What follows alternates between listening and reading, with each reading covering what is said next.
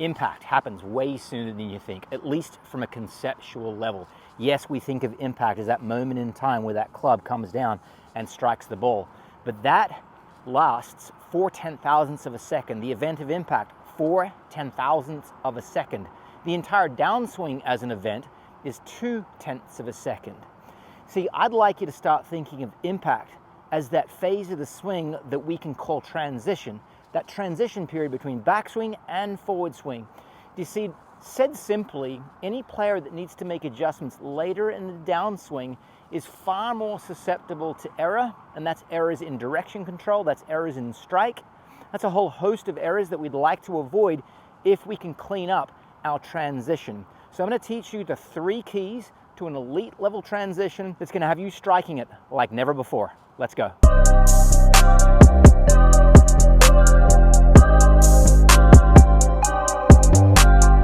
Okay, let's start with a little knowledge base. 3 pieces to an elite level transition. There's what your body should be doing, there's what you should be doing with your wrist and forearms, and then there's what you should be doing with your arms.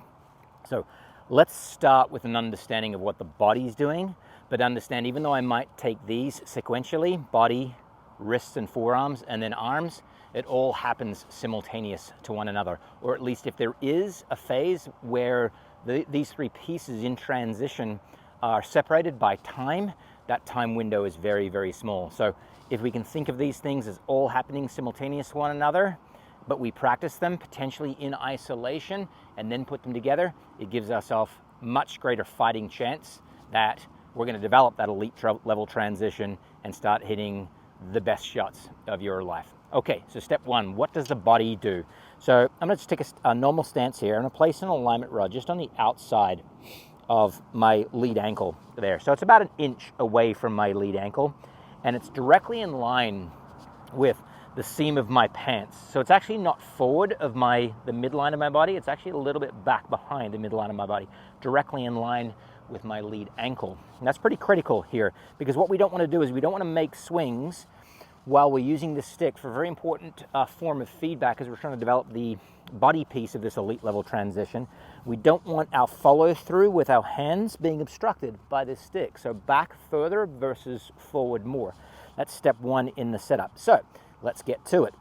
In transition, with the assumption that we've made a nice backswing. Oh, and by the way, if you're looking for a great backswing drill, go back about 3 weeks in my video feed, and you'll find how to pivot like a pro. And so if you feel like you need to work on the backswing before this transition piece, how to pivot like a pro is going to be the video that you should pay attention to. Okay, we're at the top of our backswing. An elite level transition is dominated by, first, a movement at the lower body. That movement is largely a bump of the hips to the left. And so the feeling is, in transition, I'm going to bump that stick over. At the same time, I'm very quiet with my upper body. I'm actually limiting early rotation in my rib cage. Recreational AMs, what they do is they get to the top and everything goes together. Rotation sometimes is even more prominent, meaning those recreational AMs will create more rotation in their rib cage than they will their lower body. So what do we want to do is we want to feel like we're bumping our pelvis to the left. How do we achieve that? We put this alignment rod out off our lead hip, we make back swings, and we feel like I'm bumping, I'm shifting it over, whether it's a stick or your golf bag or a bag stand or even a club off your lead hip. Push it, push it, push it, just like so. That's going to give you a sense for what your pelvis does. But at the same time, we oftentimes need a sense for quieting or reducing the involvement of our rib cage, of our upper body. Here's how that one's going to work. We're going to make a backswing, kind of a backswing, and we'll put our hands up on top of the club now. So our hands are going to stay in this place, and I'm going to create what's called a contra-directional stretch. So as my rib cage is going back, I feel my pelvis moving towards the target. That means my lower body is moving towards the target while my upper body is still moving backwards. That's that contra-directional. Then, live fire rep, employing both of those sensations. Pelvis bumps, rib cage stays, and we have flush contact draw. Nice shot right there. Now we get to move on to that second element of an elite level transition. It's what the wrists and forearms do.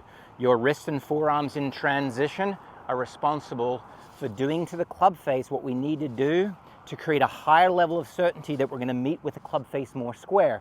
What do recreational amateur players do?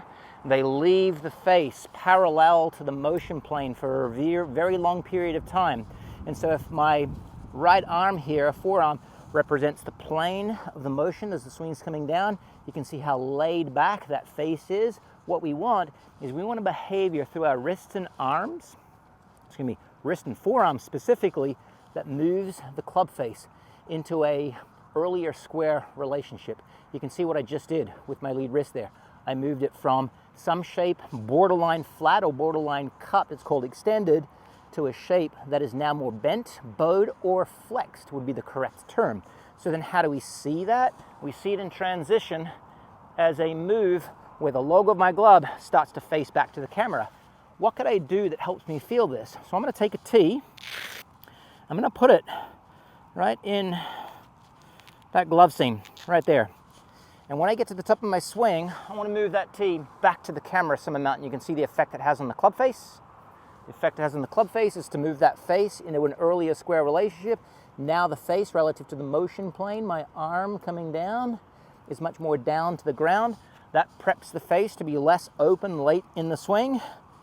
And then we don't have to make adjustments later in that motion. So up, down, turn that tee back to the camera, just like so. Miss it thin, but yes, I want to see evidence in ball flight, but moreover, I'd be looking for, did I create the feeling first, and that feeling then evolving into some amount of earlier squaring, whether my ball flight intent is draw or fade. Let's get to step 3, or piece 3. Okay, so now we have an understanding of what the body should be doing to create an elite level transition. We have an understanding of piece 2, what our wrists and forearms should be feeling to create that elite level transition. The body piece recenters our swing, moves the swing, our body mass, our balance to the lead side, creating a high certainty for solid contact.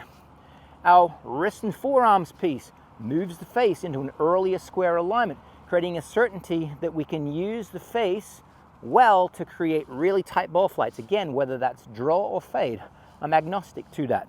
But now that last piece is, what are our arms doing? Well, they start down in front of our body, and we create shoulder flexion, a lift of our arms above our shoulder to the top of the swing.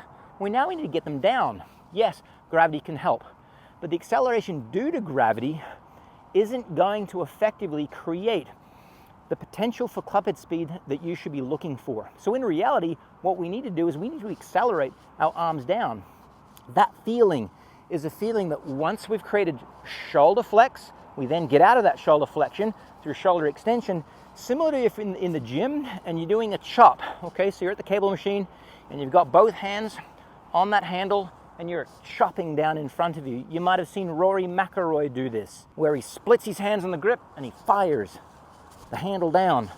That's him trying to create an acceleration to the hand path that hopefully yields the fastest speed of the grip right around this phase of the downswing. Again, transition, accelerate the grip such that then he can maximize clubhead speed at the bottom. So that's our drill, our Rory McIlroy split grip drill, to create a sense of acceleration to that handle to get our arms from high down low. 1, 2, 3. Yep, high effort. You can hear it in my voice.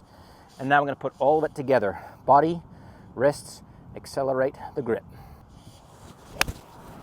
Nice job. That was a little fat though. I think you could probably hear or see that on the video. I'm going to go and have another one here, because I always like the last shot that I hit to be a nice one to remember. Okay, there we go. There's all of it together. There we are. Nice high drill, falling right on target. Okay, those are your 3 keys to an elite level transition. Hopefully in taking these and building them one by one, you then start to hit the best shots of your life. Don't forget, hit that like and subscribe button. Cheers.